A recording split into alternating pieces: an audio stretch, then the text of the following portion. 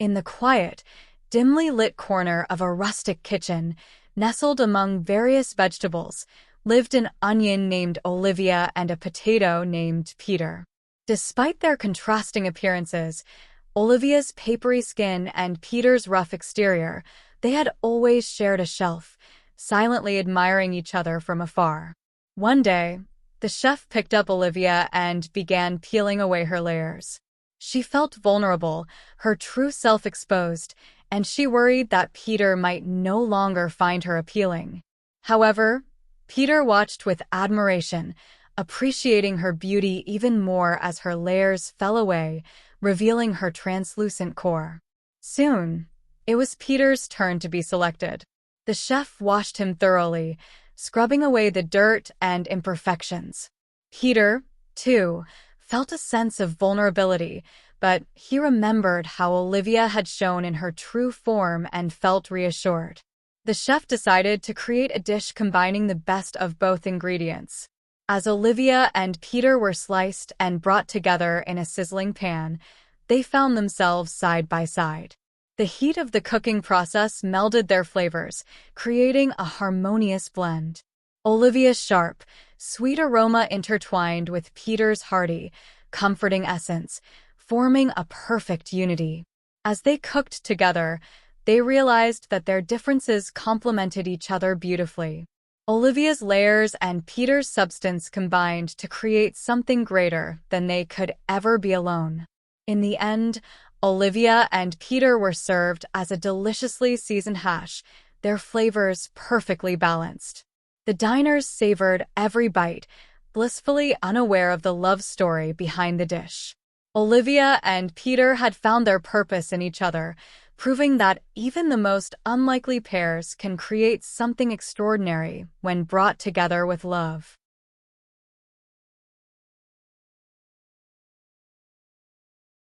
In a cozy little pantry, nestled among the spices and baking supplies, lived three very different ingredients: Melvin the marshmallow, Charlie the chocolate, and Greta the graham cracker. Though they shared the same shelf, they couldn't have been more different in temperament and background. Melvin was soft and sweet but quite shy. He often felt overshadowed by the other, more versatile ingredients. Charlie was rich and smooth but had a bit of a temper. He believed he was the star of any dessert and didn't see the need to mingle with others. Greta, on the other hand, was sturdy and dependable, but she sometimes felt plain and overlooked. One day, the pantry door swung open and the cheerful voice of the chef announced, "Time to make some s'mores." Suddenly, Melvin, Charlie, and Greta were plucked from their spots and placed on the kitchen counter. "This is ridiculous," grumbled Charlie, glaring at Melvin and Greta. "I can be delicious on my own. Why do I need either of you?" Greta bristled. "And what makes you so special?" "I have a crisp texture that people love." Melvin, feeling nervous, tried to speak up. "Maybe we could try working together? I've heard we can make something really wonderful." Charlie scoffed, and Greta rolled her eyes. But the chef had other plans.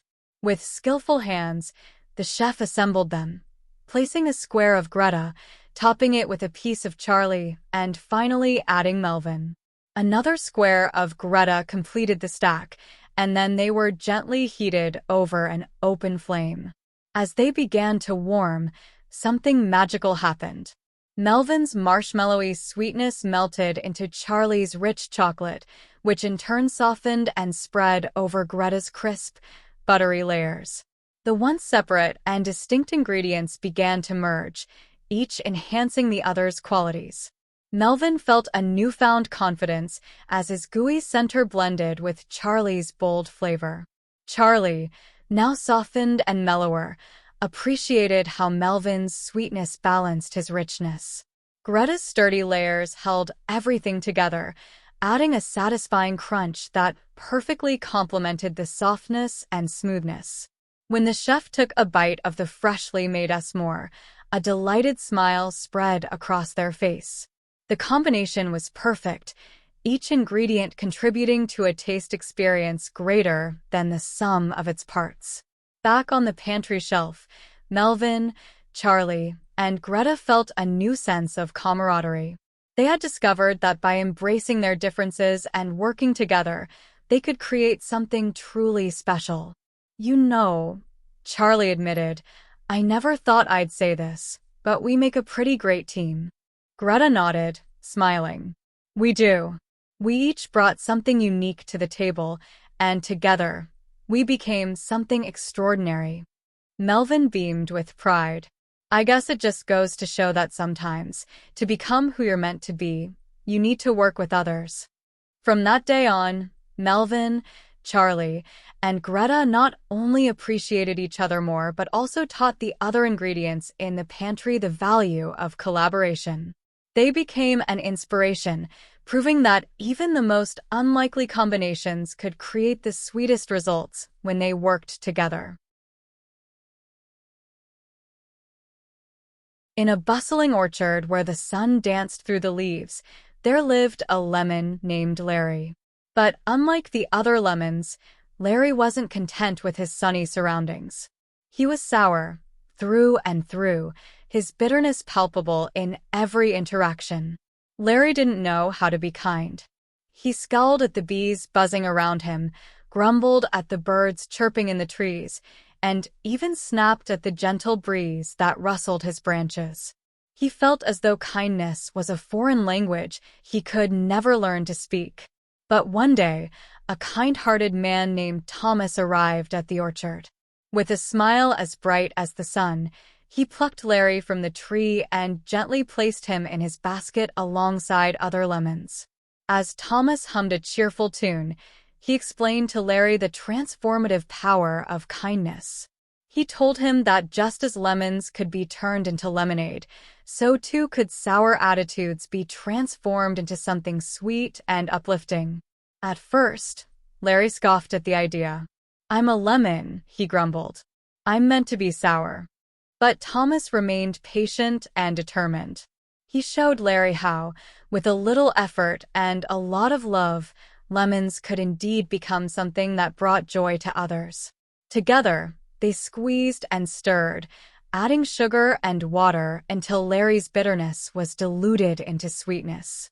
As the aroma of freshly made lemonade filled the air, Larry felt a warmth spreading through him, a warmth he had never known before.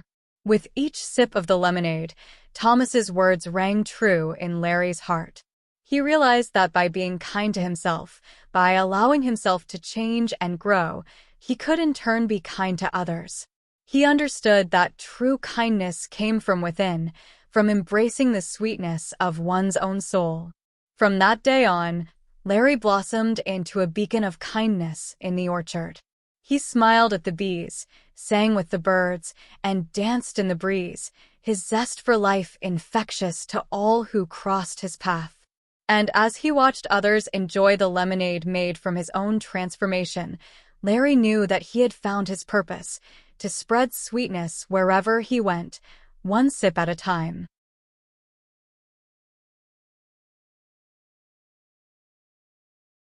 In the heart of a bustling grocery store, amidst the colorful array of fruits and vegetables, there stood Sammy the pear. Sammy was ripe and juicy, his skin a vibrant shade of green with a rosy blush. To his fellow fruits, Sammy was sweetness personified, always ready with a kind word and a helping hand. But Sammy had a dark side. Despite his outward charm, he harbored a deep-seated belief that he was superior to the other foods in the store. He looked down upon the vegetables with disdain, sneering at the grains and cereals, and dismissing the meats and dairy products as beneath him. Sammy's arrogance knew no bounds. He would roll his eyes at the apples, scoff at the bananas, and even taunt the tomatoes. He relished in his perceived superiority, believing himself to be the king of the produce aisle. However, Sammy's reign of arrogance would soon come to an end. One fateful day, as he strutted through the aisles with his nose in the air, he failed to notice a small blemish forming on his skin. Ignoring the warning signs, Sammy continued to flaunt his superiority, oblivious to the rot festering beneath his glossy exterior. As the days passed, Sammy's once perfect skin began to wrinkle and darken. His sweet aroma turned sour, and his once juicy flesh grew mushy and soft. Shocked and horrified, Sammy realized that he was no longer the epitome of perfection he once believed himself to be. In his moment of despair, Sammy looked around the grocery store and saw the other foods thriving despite their imperfections. The misshapen carrots, the bruised apples, even the wilted lettuce, all had found their place on the shelves, each contributing in their own unique way. And then it dawned on Sammy: the true measure of greatness was not in superiority or perfection, but in humility and service. He realized that, like any other fruit, he was susceptible to rot and decay. But in his decay, he could still serve a purpose. With newfound humility, Sammy embraced his role as a provider. As he decomposed, he nourished the soil, feeding the plants that would grow to bear more fruits and vegetables. In his decay, Sammy found redemption, realizing that true greatness lay not in how high one could rise, but in how far one could spread their influence. And so, as Sammy the pear returned to the earth, he left behind a legacy of humility and service, a reminder to all who passed through the grocery store that even the sweetest fruit could learn to be humble, and that true greatness lay in serving others.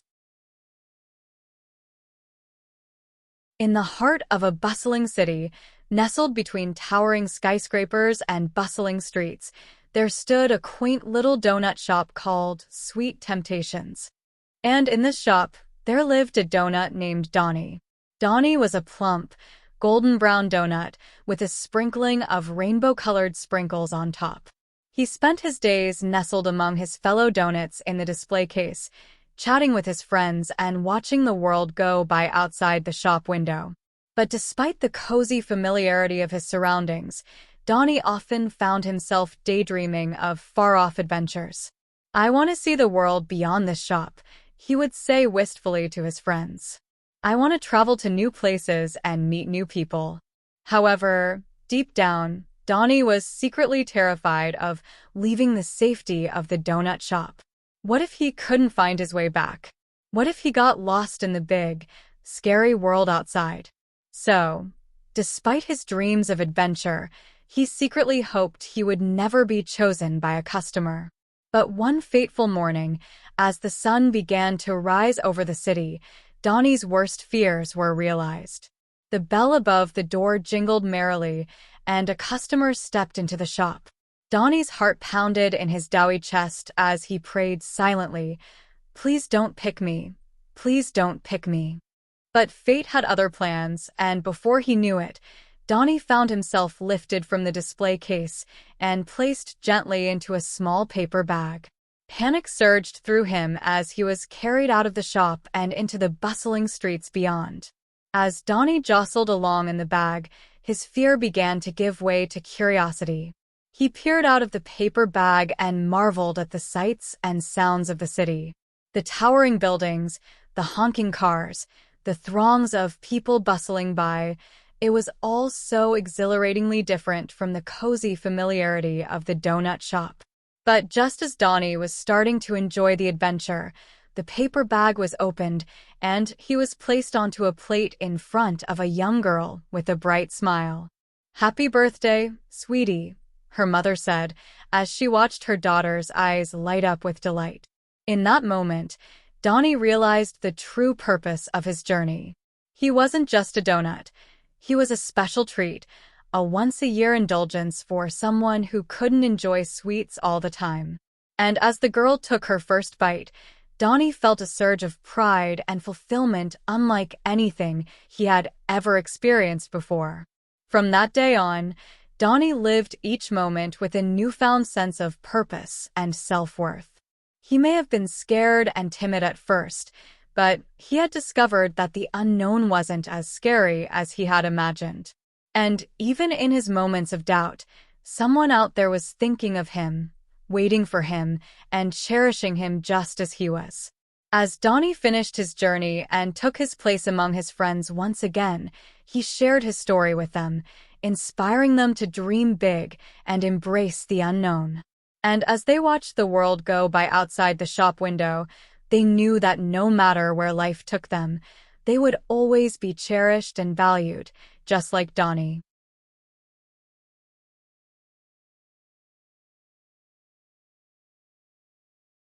In the cozy corners of Mamma Mia's bakery, where the scent of freshly baked goods filled the air, lived a curious little strawberry shortcake named Tommy. Tommy wasn't just any shortcake. He had an insatiable curiosity that often led him into the wildest of troubles. His bright red strawberry head and whipped cream topping made him look irresistibly adorable, but his adventures often had the whole bakery in a tizzy. One day, Tommy was pondering the mysteries of the donut hole when his best friend Tony Cannoli rolled up. Tony was a smooth delight with a crispy shell and a chill heart. They were an unlikely pair, but their friendship had blossomed despite their differences. "Hey, Tommy, remember the time you got stuck in the mixer?" Tony asked, his voice full of laughter. Tommy grinned. "How could I forget? I thought I was about to become a smoothie." Their laughter echoed through the bakery as they reminisced about their past misadventures. But today, Tommy had a different kind of curiosity. He was wondering where they truly belonged. "Tony, have you ever thought about finding a place we can call home? A place just for us?" Tommy asked, his eyes sparkling with excitement. Tony nodded thoughtfully. "Yeah, I think about it all the time. But where do we start?" Tommy jumped up with a twinkle in his eye. "Let's go on an adventure. We'll find our perfect home together." And so, their journey began. They dodged the grumpy, stale baguette guards at the bakery door and slipped out into the bustling world beyond. Their first stop was the local farmer's market, where fresh produce and baked goods mingled under the sun. "Wow, look at all the fruits and veggies," Tommy exclaimed, his eyes wide with wonder. But curiosity got the better of him again when he tried to jump into a giant bowl of salad, only to get tangled in lettuce leaves. Tony had to pull him out, laughing the whole time. Next, they ventured into the park, where families picnicked and children played. Tommy and Tony marveled at the sights, but it wasn't quite the home they were looking for. They wandered into a candy store, where Tommy nearly got stuck in a jar of jelly beans. "Tony, if I ever say, 'What could possibly go wrong?' again, remind me of this moment," Tommy said, his face half buried in colorful sweets. Their adventure continued through bustling streets and quiet neighborhoods. Each place was fun, but none felt quite right. As the sun began to set, they found themselves back at the bakery, tired but happy from their journey. "Maybe we don't need to find a new place," Tony said, looking around the familiar, cozy bakery. Tommy nodded. "Yeah, maybe our home has been here all along. It's not the place that matters, but who we're with." And so, Tommy and Tony settled back into their bakery home, content in the knowledge that their friendship was the sweetest part of all. Tommy's curiosity would surely lead to more adventures, but with Tony by his side, he knew he could face anything. "Home isn't a place," Tommy declared with a grin. "It's a feeling. And right now, I feel like I've found it." Their laughter and warmth filled the bakery, making it the sweetest place on earth.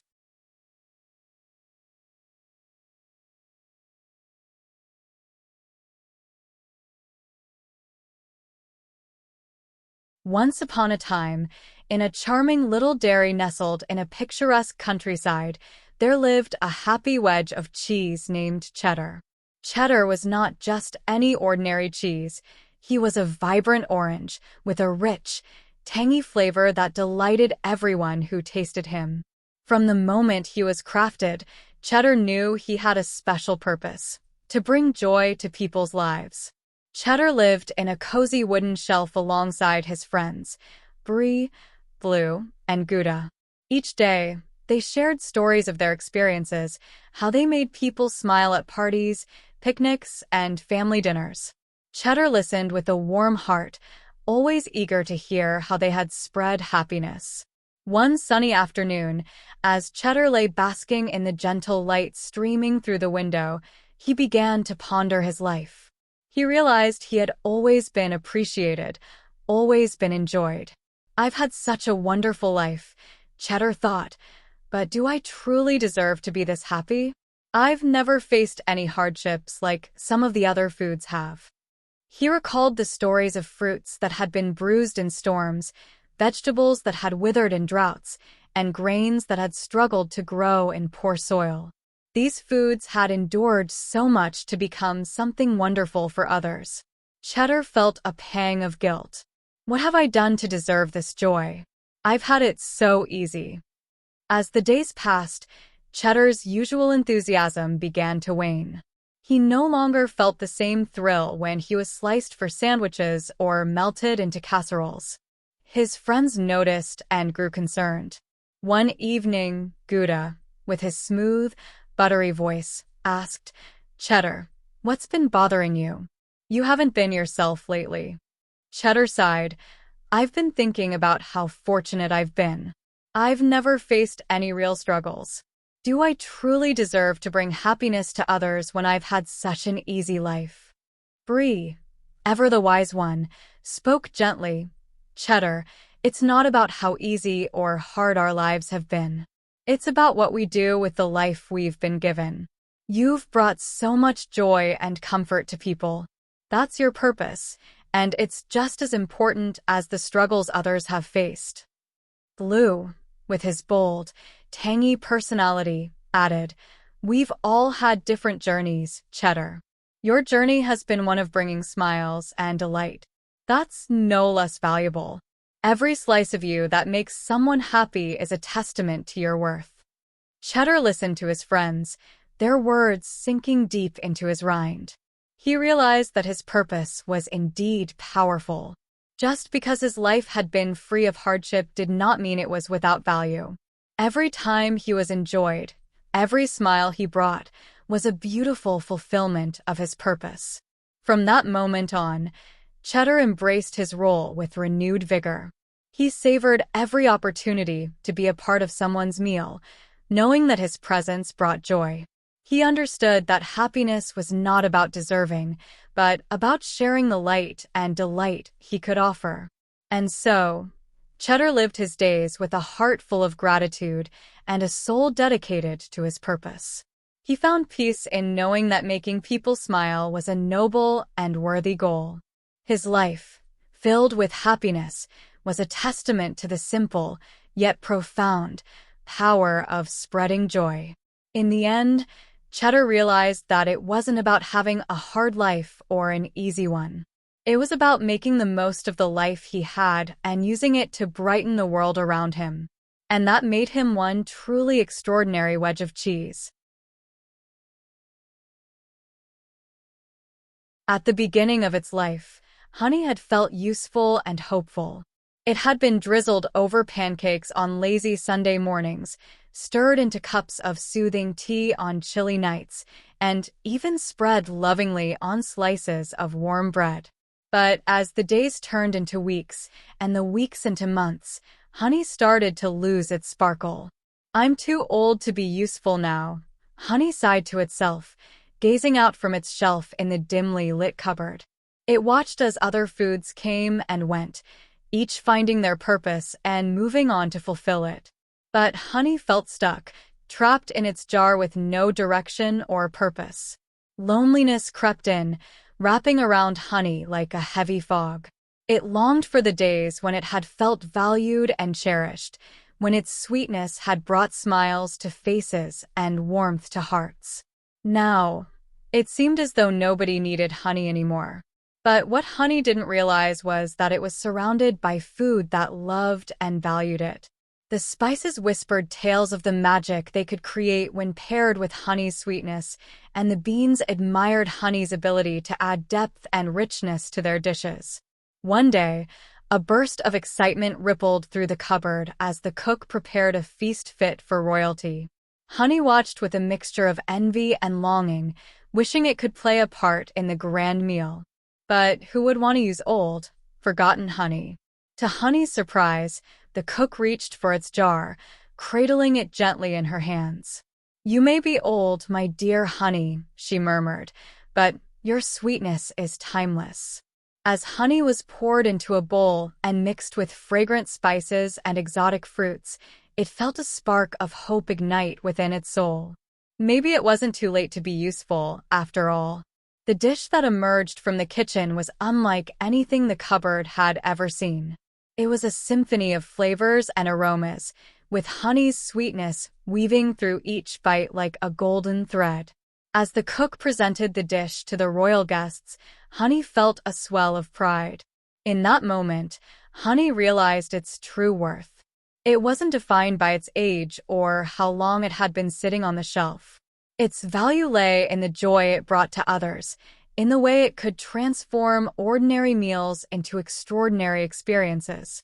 And as Honey looked around the cupboard, it saw the truth that had been there all along. It was surrounded by food that loved and cherished it, just as much as it loved and cherished them.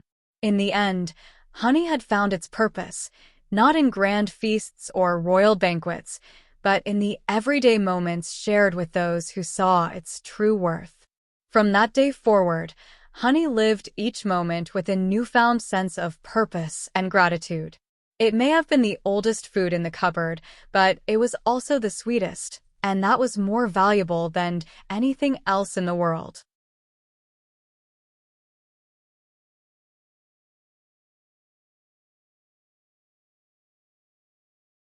Once upon a time, on a sunny kitchen counter, lived three strawberry friends, Silly Sam, Sad Sally, and Super Positive Polly.